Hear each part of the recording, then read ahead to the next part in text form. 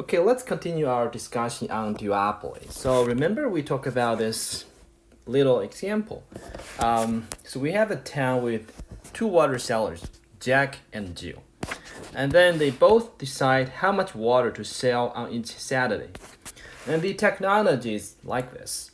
The marginal cost is zero and the fixed cost is zero. So profit equals total revenue. Obviously, under this assumption, our calculation becomes much easier, right? And then we get the demand curve, which looks like this. So we discussed several scenarios, right? So we first talk about the competitive market.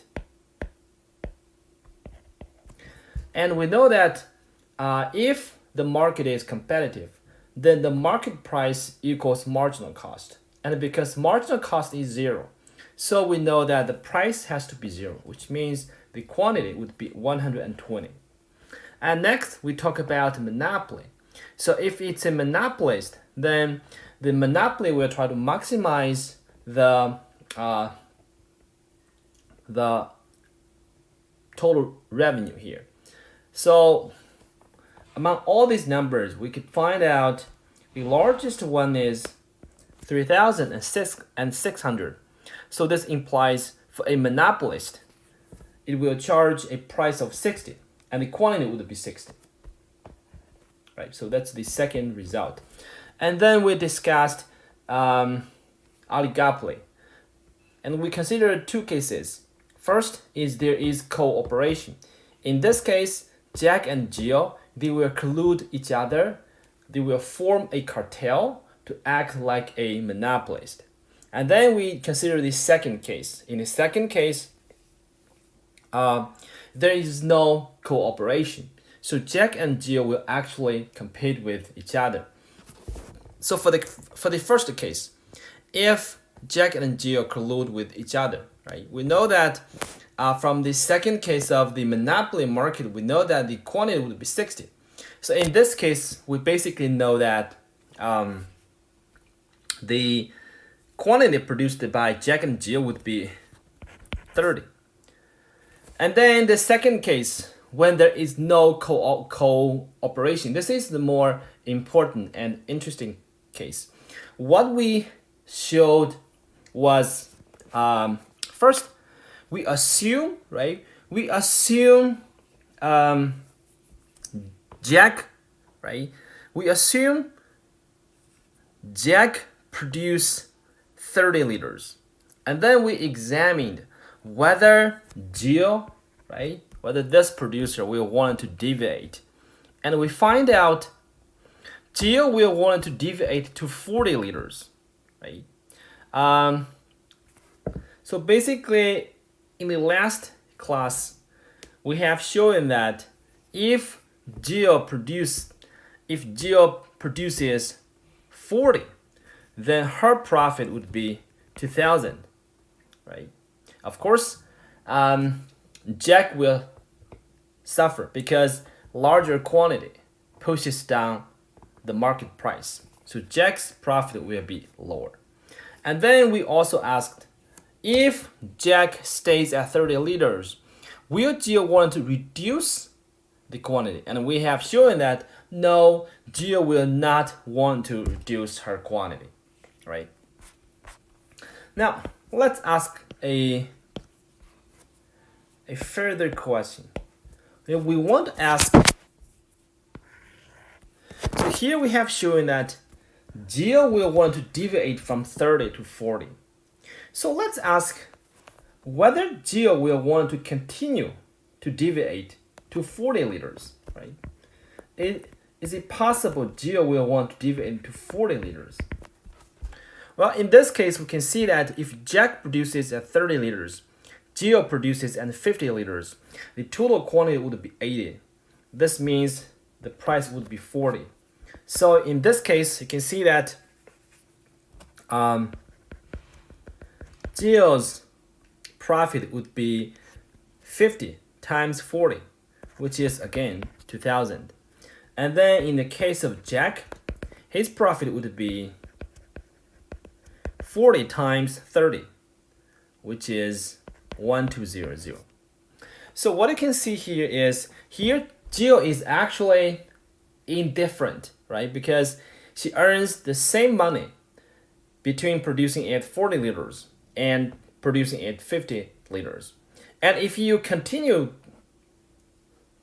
to do this sort of exercise, you can see that you will see that Jill will not want to deviate to 60 liters.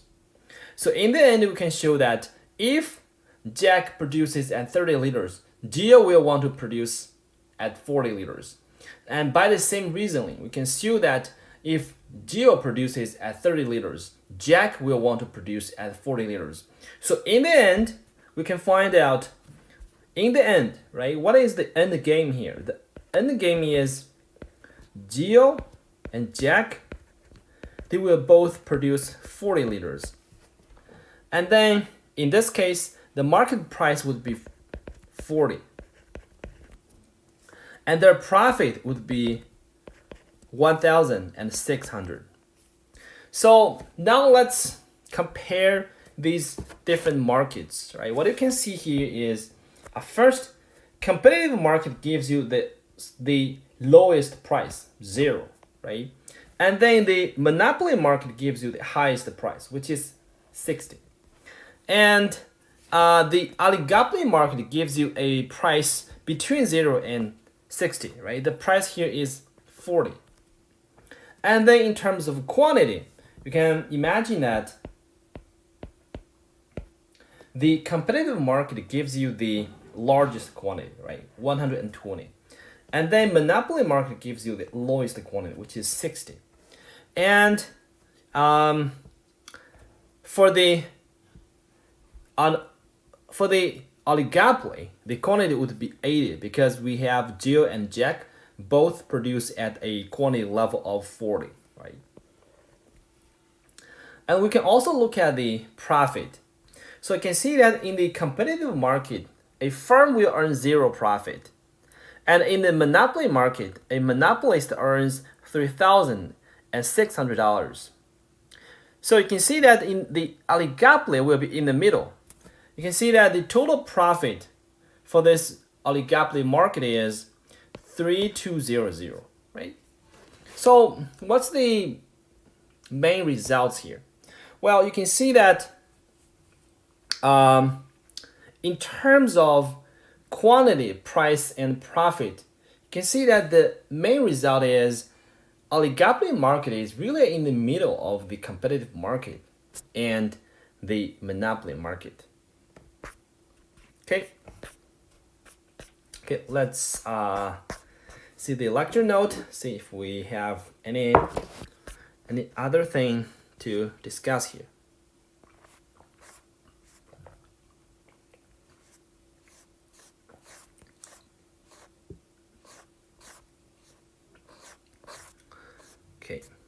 Okay, let me stress this. So you can see that here we have a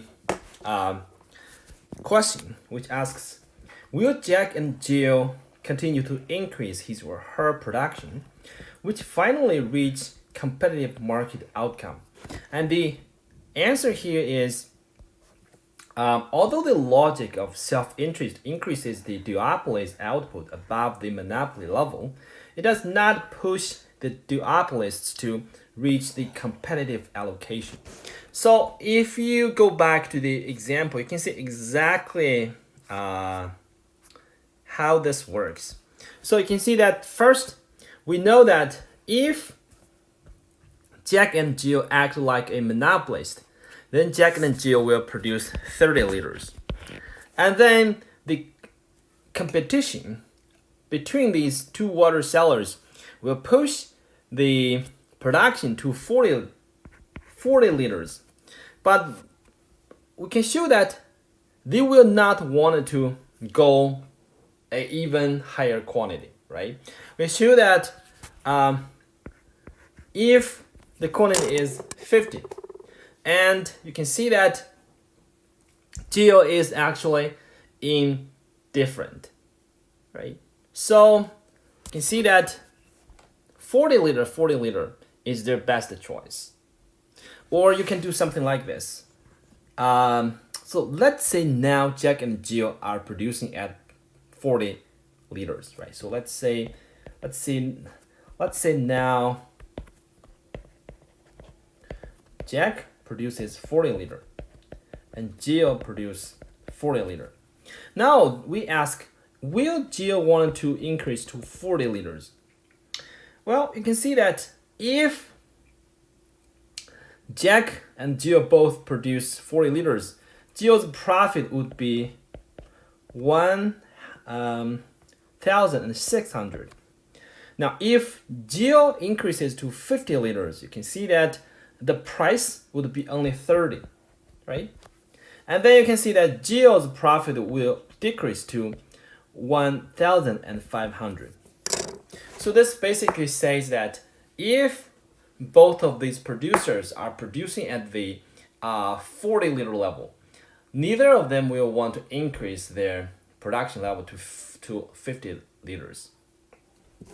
This basically tells you that there's no way that competition between these two sellers will push the production level to the competitive market level, right? Because the competitive market level is 120 and the production level under this oligopoly market is only 80 liters, right? So yes, there is some competition between these two sellers, so that's why we get a higher quantity than what we can get under the monopoly market.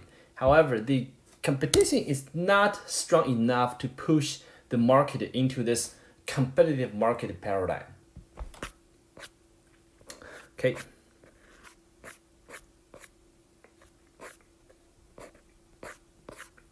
Okay, so now we talk about some. So now we talk about a very important concept in game theory. It's called Nash Equilibrium. We discussed in the oligopoly example that Jack and Jill will both produce 40 liters, and this outcome is called Nash Equilibrium. So Nash Equilibrium is a very important economic concept in microeconomics.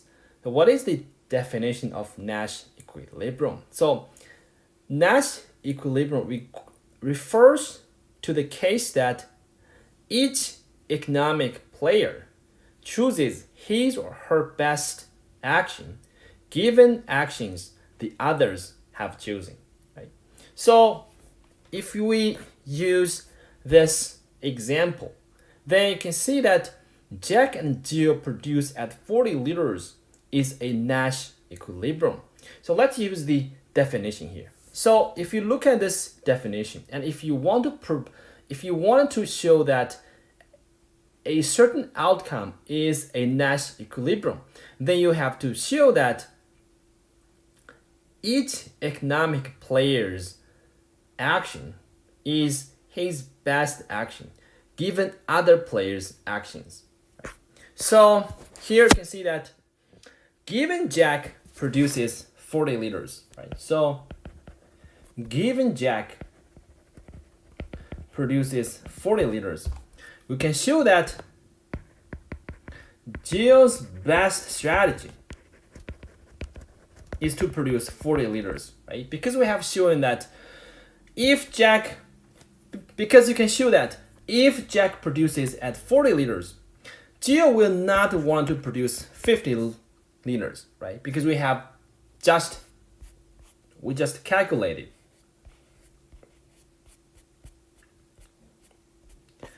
If Jack produces at 40 liters, Jill will not want to increase to 50 liters. Now let's see if Jill will want to decrease to 30 liters. Well, in this case, you can see that the price now would become 50, right? Because Jack produces 40 liters, Jill produces 30 liters. So the total quantity would be 70. And then the price would be 50, which means the profit for Jill is 1500. And again, you can see that the profit under the 30 liter production level is lower compared with this 1,600 profit under the 40-liter production level, right? Okay. So basically, we have shown that given Jack's choice of 40 liters, Gio's best strategy is 40 liters. She will not choose 50, and she will not choose 30. Of course, you can use the same kind of process to show that given Gio's choice of 40 liters, Jack's best choice is 40 liters, right? So this is a Nash equilibrium. And you can see that it's important to understand how we made this argument. So when I made the argument that Jack and Gio's 40-liter production level is the Nash equilibrium, I have to state that given Jack's choice of 40 liters, right? So this is exactly the definition of Nash equilibrium, right? Because you have to think about whether a economic actor's action is optimal given other actors' actions. Okay.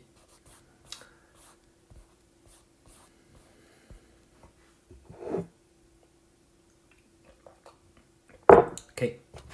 So, okay, we basically mentioned about this page. So we know that under this oligopoly, we know that the quantity is larger than monopoly, but it is smaller than perfect competition, and price is lower than monopoly, but it is higher than the perfect competition price. So basically, you can see that oligopoly is like a middle case between perfect competition and monopoly in terms of quantity, price, and firm's profit. And this result is a very generalized result. It is not restricted to this Jack and Jill water supply example. So in a general sense, when a firm is in an oligopoly market, and if they're not colluding with each other, that is, these oligopolists, they're competing with each other in the market, then the quantity will be larger than the quantity produced by a monopolist, but it will be smaller than the quantity produced by perfect competition, and the price in the oligopoly market will be higher than the monopoly price, the oligopoly price will be higher than the competitive price, but it will be less than the monopoly price.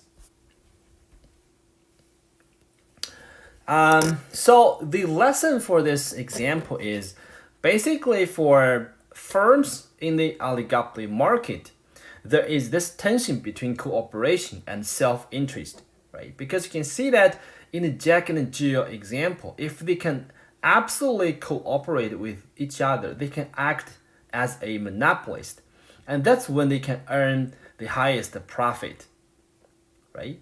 However, both Jack and Jill, they will want to pursue their own self-interest, and they know that if they deviate from 30 liters to 40 liters, their profit will increase. So in the end, both of them will want to deviate away from this 30-liter production level, right? So in this case, you can see that total production will increase, price will fall, and profit will also fall. Okay, and another question about this oligopoly market is about the size of the oligopoly. So here, size of the oligopoly refers to number of firms, right? And the basic question here is, if we have more firms in the oligopoly market, how the price and quantity will change, right? For example, in the water supply example, if there are more sellers than just Jack and Jill, then how the price and quantity of water will change? This is actually a pretty simple to answer question, right? You can see that if these sellers, they do not collude with each other, then you can see that if we add more firms into the market, then they will compete with each other. That is, there will be more firms competing with each other. So basically, this implies that the competitiveness of the market will increase, right? So basically, as the number of firms in the oligopoly market increases, the price will be lower, quantity will be larger, and the price will actually approach to the level of competitive market price, and the quantity will also approach the competitive market quantity as we add more and more firms in the oligopoly market. Okay, let's see this exercise here. So the table on the left gives you the market demand for cell phone service, and we assume there are two cell phone service providers, TELUS and Rogers. Assume there's no fixed cost and a marginal cost of $10 to provide cell phone service to consumers. So let's see, what is the first question. What is the production level, price, and profit if firms collude? So here we're asking the market outcome if there is collusion. And we have learned from the Jack and Jill's example that if firms collusion, then they will act like a monopolist. This can give them the largest possible profit, right? So essentially, the first question asks about what is the production level, price, and profit if there is a monopolist, right? So this is actually pretty simple. And then how do you find out the answer here? Well, we will basically look at the profit at different price and quantity pair. And we will look at the price and quantity pair, which gives us the highest possible profit, right? So it's really very simple calculation. Okay, now let's see. Okay, I'll use this table here. So now let's calculate profit. So remember, we have a marginal cost of $10. So to calculate the profit, we will essentially use price minus marginal cost times quantity. So at price of 0, we would get minus 1,400. And then this should be minus 650. This is 0. This is 550. And this one would be 1100. Just 10 here. So this should be, okay, so I need my calculator.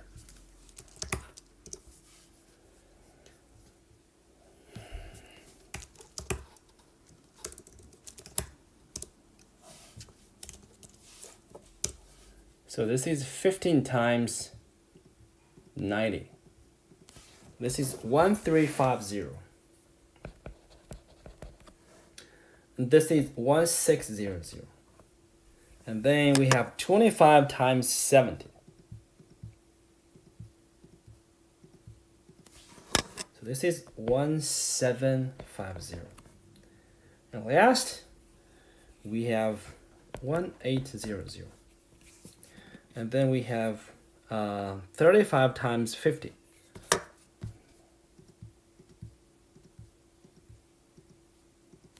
We have 1750. Well, clearly you can see that you should choose this, right? You should choose, you should choose a quantity of 60 and a price of 50 and a price of 40, which give you the highest possible profit, 1,800. Again, when you're having a table which gives you the price and quantity, do not use marginal revenue equals marginal cost, because now you have a bunch of integer numbers. So it's possible you cannot find out a exact price quantity pair which gives you the equality, right? Because you need MR equals MC to find out the quantity which maximizes profit. So just use the simple kindergarten approach. Just do the simple calculation, right? Okay, so the production level would be 60 and the price would be 40. So what is the price here? Oh, what is the profit? It's 1,800. If Talos reneges on the agreement and produces Q equals 40, what happens to the market price? So basically you can see that if the total production level is 60, it means that under the agreement, these two firms collude with each other. Then Talos should produce 30, and the other firm, Rogers,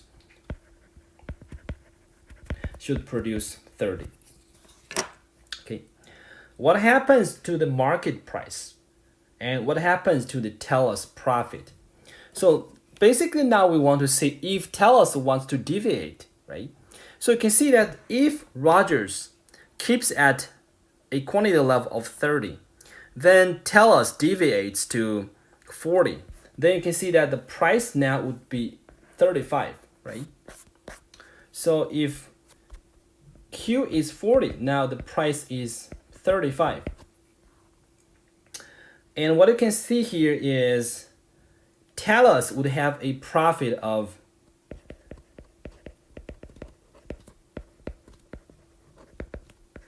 35 minus 10 times 40, which is I believe it's 1,000, right? And you can see that under the first case, when firms collude with each other, the total profit is 1,800. So basically you can see that in this case, profit of each firm is 1/2 of the total profit, 900. So you can see that the answer to the second question is the market price will drop to $35 and Talos profit will increase from 900 to 1,000. Now the third question becomes easy, right? Is it in Talos' interest to renege on the agreement? The answer is yes, because we have 1,000 versus 900. If both firms renege and produce Q equals 40, determine each firm's profit. Okay, so this is pretty easy, right? If both firms renege and produce Q equals 40, we can see that the total quantity would be 80, right? So if the total quantity is 80, the price would be 30. So if the price is 30, then each firm's profit would be price minus marginal cost times okay, I forget the 40, right? So it's only 800. Again, we get the same result as the result we obtained under this Jack and Jill water seller example. We can see that under the collusion agreement, these firms will get the highest possible profit, but they have the tendency to cheat, right? To renege on the contract. And in the end, both of them will renege and they will actually suffer. So the interesting thing is, due to self-interest, they want to increase their profit. But in the end, both of them will do worse, right? Because they now have only $800 compared with $900 when they were colluding with each other. Okay, now let's see this review question. If the members of a oligopoly could agree on a total quantity to produce, what quantity would they choose? We talked about this for several times, right? So if members of a oligopoly, they wanted to maximize their joint profit, then if they will want to cooperate. In this case, they should act like a monopolist. So the quantity they would choose is the quantity produced by a monopolist. Okay, if the oligopolists do not act together, but instead make production decisions individually, do they produce a total quantity more or less than our first question? Well, in this case, you can see that they're competing with each other, right? Because now the assumption is they're making their production decisions individually. So in this case, they will essentially produce a total quantity, which is more than the quantity produced by when they collude with each other, right? We have seen this in the water supply example and this active learning example. Okay, now let's talk about some economic theory. We will mainly talk about game theory, which is a very interesting field of economics. However, because this is a intro level course, so we will basically discuss several very simple examples and learn several basic concepts. And if you proceed to the intermediate microeconomics, you will learn more about game theory. Okay, so we have seen that in the Jack and Jill's example, right? If they form a cartel and if they cooperate, they will actually earn the highest possible profit. However, you can see that in the end, because cooperation is hard, because both of these sellers, they will want to deviate to earn higher profit, then this cooperation will actually fail, right? So to learn about this interesting dynamics, now we will learn a little more about game theory. So we will specifically talk about prisoner's dilemma. So this is a very famous result in game theory, and it's also very basic. So here you can see, you can basically judge from the name, right? So we will basically discuss a game played between prisoners. To be more specific, we will talk about a game between two captured prisoners. And then we will see that why cooperation is difficult, and even when cooperation is beneficial. Right? So let's say we have two criminals, Bonnie and Clyde, and they have been captured by the police. And then they are separately interrogated. So the cops offer them the following deal, right? So if both of these two thieves, they stay silent, then they will get each 1 year.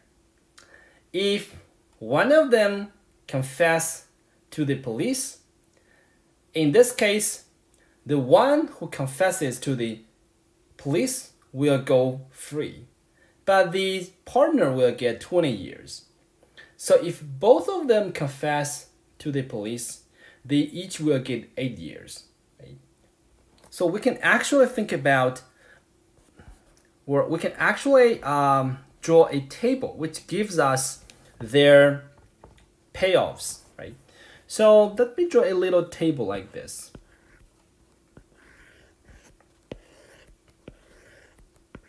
So let's say the role player, right, is Clyde, and the column player is Bunny. And let's say Clyde has two actions. So Clyde can confess or silent. So similarly, Bonnie has two actions, right? Confess or silent. Okay, I have to write this.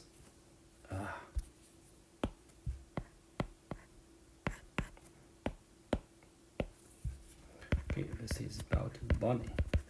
So Bonnie can, again, either confess and silent. Now let's think about their payoffs. Right? So if both of them would want to remain silent, right, they will get 1 year. So let's call the penalty. The prison time of 1 year is -1, right? So Clyde will get -1, Bonnie will get -1.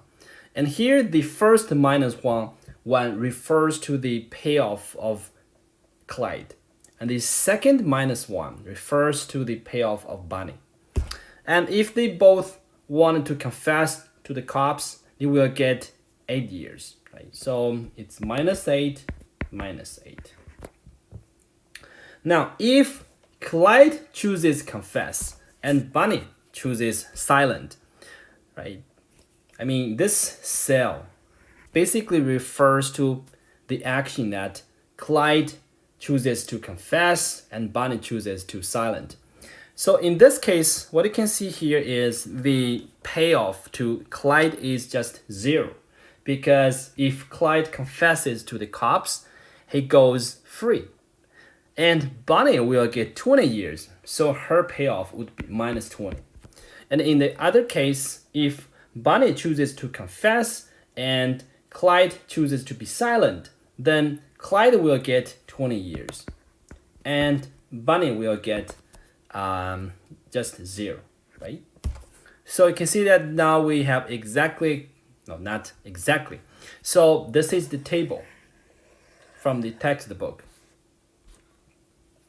And then you can see that the table I draw here is very similar to the table from the textbook. Okay, now let's think what Clyde will want to do, right? Will Clyde want to confess or to stay silent, right? Now think about this. Okay, this is important, so let me write this down. Let me write this down. So let me assume, right? Assume Bonnie chooses to confess. Now, if Bonnie tries to confess to the cops, what would Clyde want to do? Now, if Bonnie confesses to the cops, and if Clyde chooses confess, then the payoff to Clyde is this number, -8. If Bonnie chooses to confess and Clyde chooses to remain silent, his payoff would be given by this number, -20. So Clyde will think, okay, now I am facing 8 years versus 20 years. Clearly, my optimal choice is to confess because I will only get 8 years. So you can see that in this case, Clyde will choose confess, right? Now let's think about the other case. Let's say if Bonnie chooses to be silent. So let's say now if Bonnie remains to be silent. Now what is Clyde's choice? Well, you can see that if Bonnie chooses to be silent and Clyde chooses to confess, Clyde will get 0 years. And if Clyde chooses to be silent, Clyde will get 1 year of prison time. So this tells you that if Bonnie chooses to be silent, Clyde will want to choose to confess, right? So Clyde's choice would be confess. Okay, this is an interesting result. It basically says no matter what is Bonnie's choice, Clyde will always choose to confess, right? Again, you can see that under these two cases, no matter whether Bonnie chooses to confess or remain to be silent, Clyde will always choose to confess to the cops, right? So this is called dominant strategy. So it means that regardless of the actions taken by other players, this player will always follow a single action. So you can see that in the Bonnie and Clyde case, no matter what is Bonnie's choice, Clyde will always choose to confess. So confess is Clyde's dominant strategy, right? Okay. Now, by the same argument, right, we can see that confess to the cops is also the dominant strategy for Bonnie. So basically, you can see that no matter what is the other partner's action, both Bonnie and Clyde will choose to confess to the cops, which means in the end, this game will have only one result. Okay? The one result will be this one. Both of them will confess to the cops, and both of them will get 8 years, right? Now, this is actually an interesting result. Why? The reason is, if you look at this table here, you can see that if they both try to remain silent, they will only get 1 year. But in the end, they will actually choose confess, and they will get 8 years, right? So basically, this tells you that if they can collude with each other, not telling cops anything, they will be better off. However, similar to the water seller example, right? Cooperation is hard. In the end, they will deviate. They will cheat with each other. So there is no cooperation. And in the end, both of them will confess. And they get a far worse result. Okay.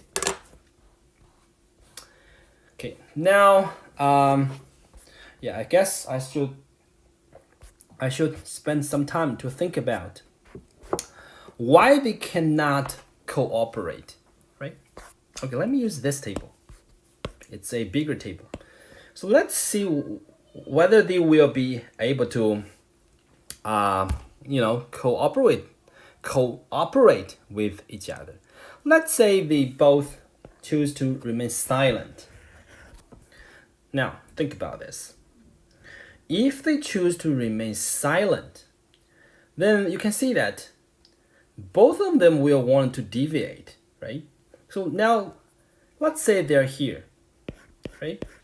So this is a good result. But you can see that if they're in this good result, Clyde will want to deviate, to confess, right? Clyde will go from remain silent to confess because instantly his payoff would go from -1 to 0, right?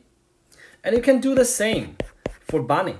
You see that, again, if they are cooperating with each other, and then you can see that Bonnie will want to confess, right? Bonnie will go from here to here. right? Because compared with these two actions, Bunny will now goes free. So you can see that despite the fact that cooperation give both of them higher payoff, however, cooperation is individually irrational. That is, each of them will have the urge, have the incentive to deviate. Okay, let me see where I am. Okay, oh yeah, sure. So now we can consider oligopolies as a prisoner's dilemma. Remember the case we talked about, right? So in the Jack and Jill water supply example, we know that if they cooperate, they will actually get higher profit. But in the end, they won't. They will battle with each other, so they will get lower profit. Then, why do we get this result? Well, this result can be analyzed by the prisoner's dilemma. You can see that the oligopoly example is exactly a case of prisoner's dilemma. So basically you can see that, again, we can draw the table about Jill and Jack. So you can see that Jill has two choices. So you can see that if she decides to sell 30 liters, then this is the choice about cooperation, right? Because we learned that if Jack and Jill cooperate with each other, they will act like a monopolist, and the total production would be 60 liters, and each of them will produce 30 liters. So this is also about cooperation. And then 40 liters. So what's the name for this? Let's call this, okay, I'll just use deviation here. So they will deviate from the quantity level of the monopolist. Okay. And then you can see that if both of them decided to sell 30 liters, then they will get the best result. They will get the best result. However, you can see that this is individually irrational because both of them will have the urge to deviate. For example, Jack will want to deviate from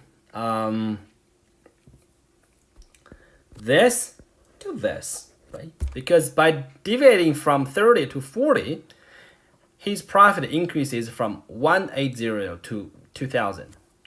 And similarly, Jill will want to deviate, right?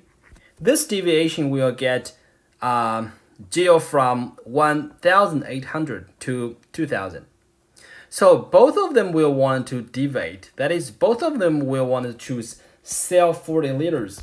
So in the end, the equilibrium, the final outcome or the final result of this game is both of Jack and Jill will decide to sell 40 liters.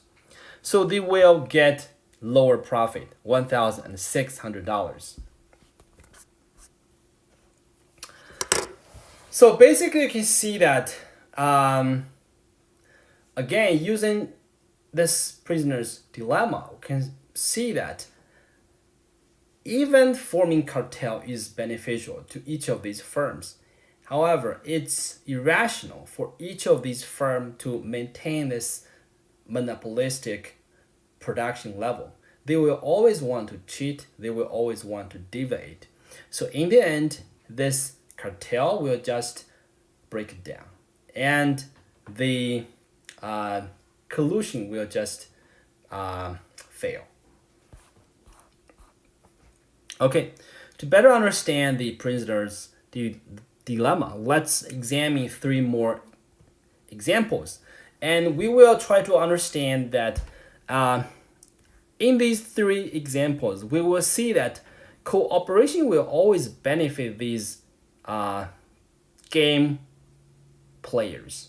But in the end, because of this self-interest, they will fail to cooperate. And both of them And both of these game players will have inferior outcome. So the first is arms race, right? So we see that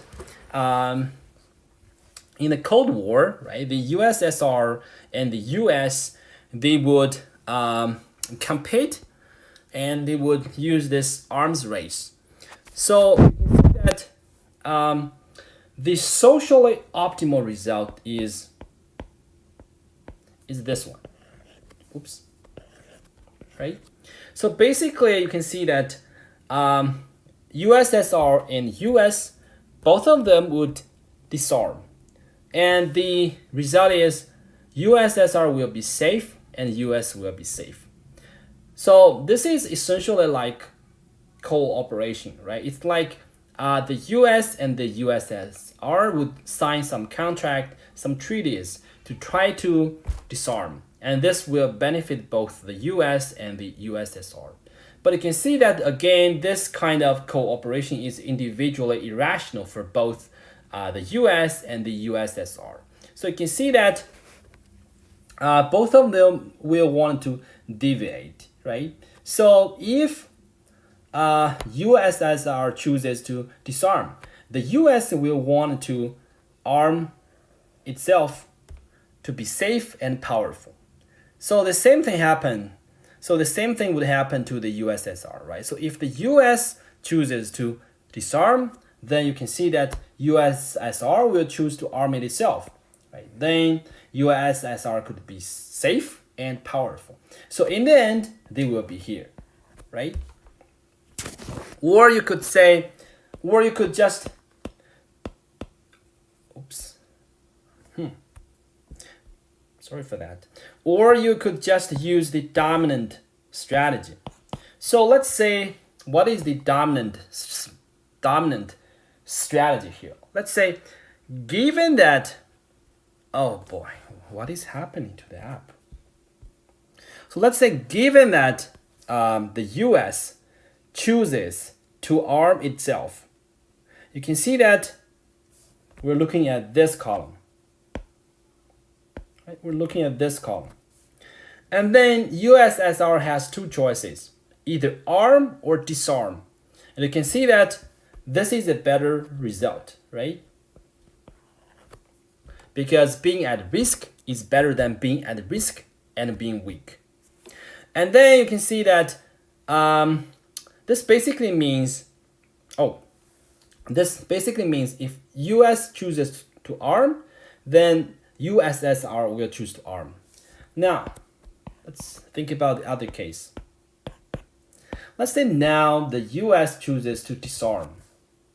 So you can see that, again, USSR will choose to arm it itself, right? Because now it can be safe and powerful, which is better than being safe. Right? So this means for USSR, being armed is the dominant strategy. Then by the same reasoning, you can see that being armed is the dominant strategy for the US. So in the end, both of them will choose arm. And this is the outcome of this game. Right? Or you could say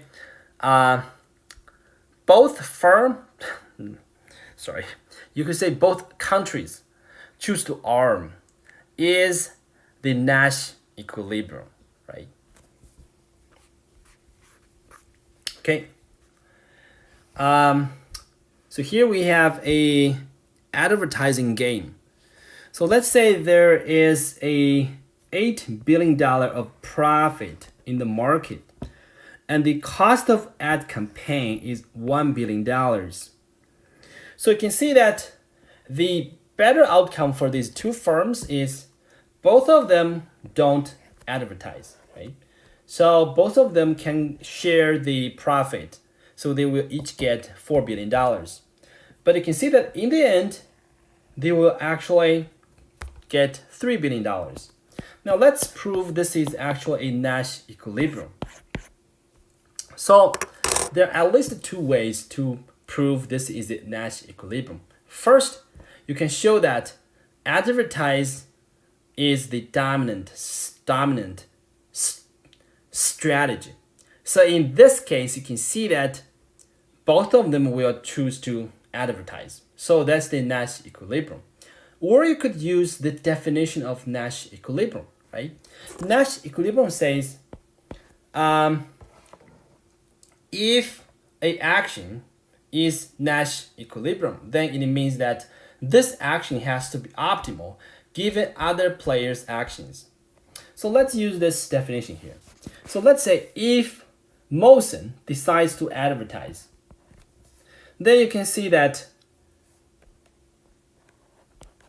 the optimal decision for the Labat is to advertise, right?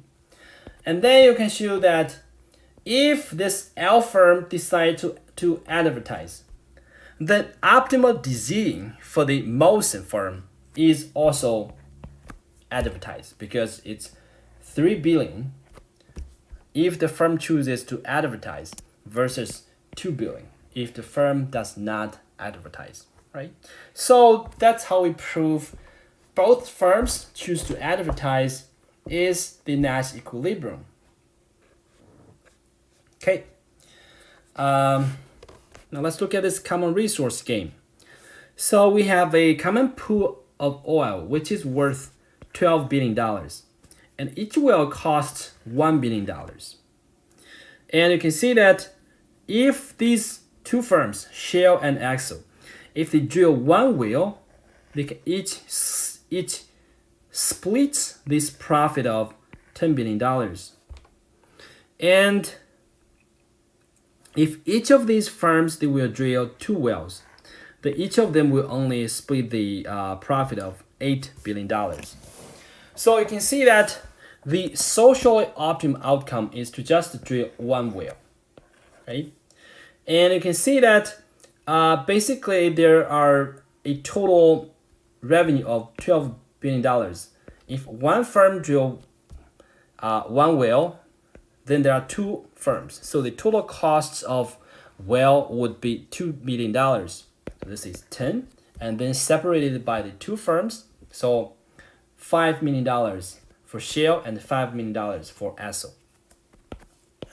But you can see that the Nash equilibrium here is both of these firms will want to drill 2 wells, right? So this time, let's try to use a dominant strategy. Okay. So now let's say if Shell decides to drill 2 wells, then compare these 2 numbers. You can see that Esso's optimal action is to drill 2 wells. Right? So now let's say Shell decides to drill 1 well. And then for Esso, it will compare these 2 numbers. So you can see that its optimal action is to drill 2 wells.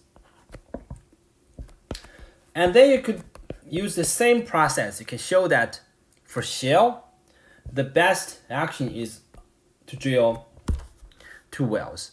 So for both Esso and Shell, the dominant strategies are drilling 2 wells. So in the end, the Nash equilibrium would be both firms drill 2 wells. But you can see that this is quite inefficient, right? Because they wasted money on drilling unnecessary additional wells. Okay. Now let's think about welfare, right? First, lack of cooperation in the prisoner's dilemma is always bad for players. Right? What does this mean? It means that for these players, right, for these 2 firms, if they can cooperate, they can get higher profit. Or you could say in the Jack and Jill's example, if they can cooperate, they can earn monopolized profit. So lack of cooperation is always bad for players. However, lack of cooperation can be bad or good for the society. For example, for these, especially for this example, you can see that lack of cooperation is bad, right? It's bad for both countries. Because if they can cooperate, both countries will be safe. However, you can see that in Jack and Jill's example, lack of cooperation is actually preferred. Because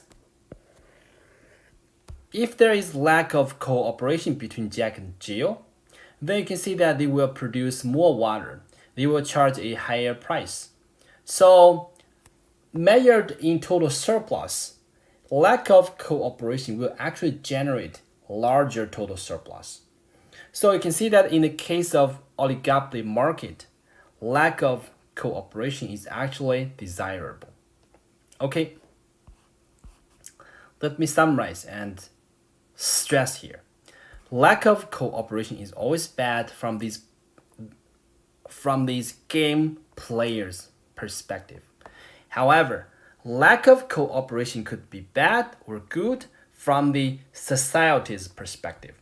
So when we are talking about whether cooperation is good or bad, we have to understand what we're actually talking about. Are we talking about these game players, or we're talking about from the perspective of the society, from the perspective of total surplus? Okay, so it seems that prisoner's dilemma gives us a very disappointing picture, right? It seems that it's very hard to have cooperation in our life. But actually, if you look at even real life examples, you can see that there are a lot of cases people actually cooperate with each other. So now we ask why people sometimes actually cooperate with each other.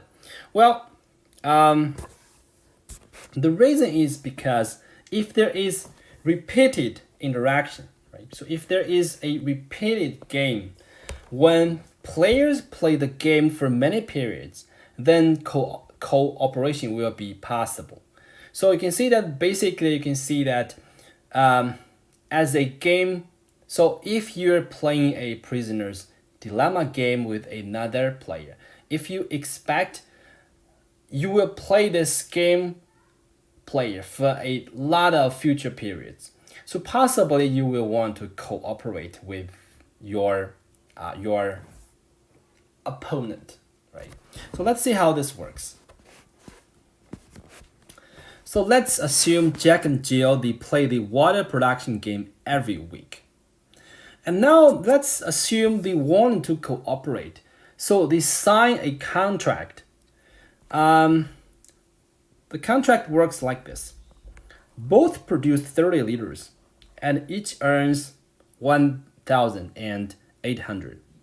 Now, there is this additional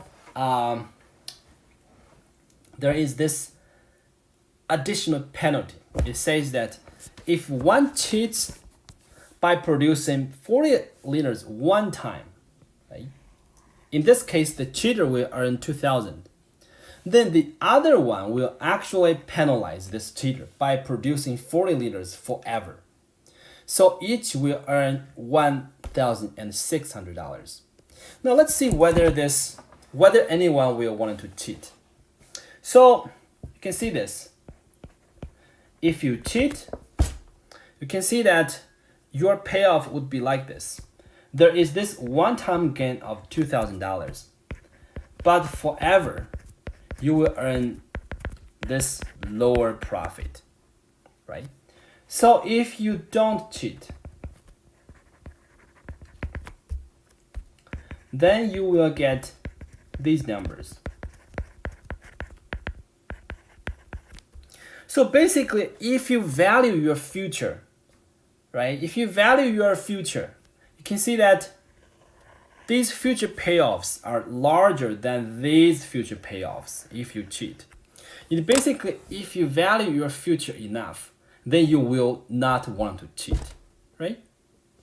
So basically, in a repeated game, a one-time game, that is here you have a one-time gain.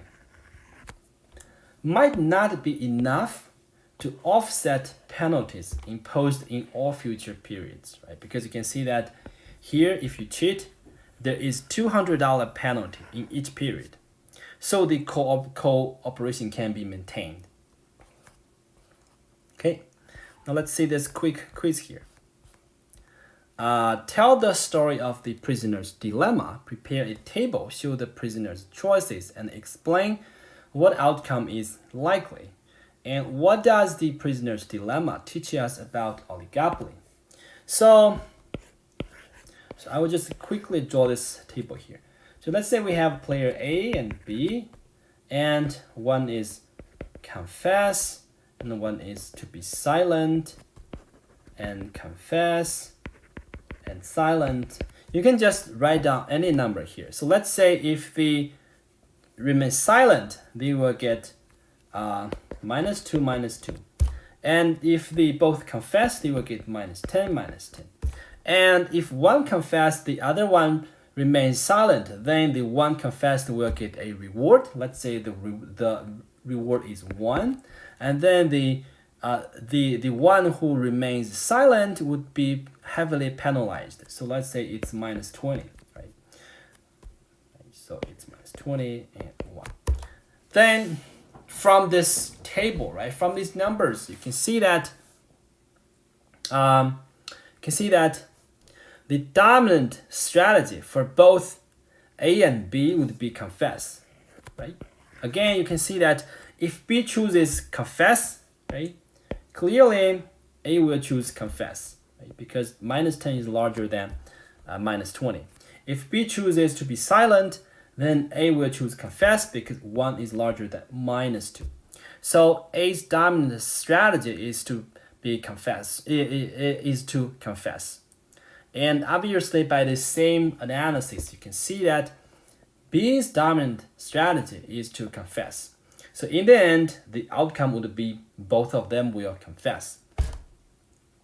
And then you can see that the prisoner's dilemma can give us some insight about oligopoly and why cooperation is hard.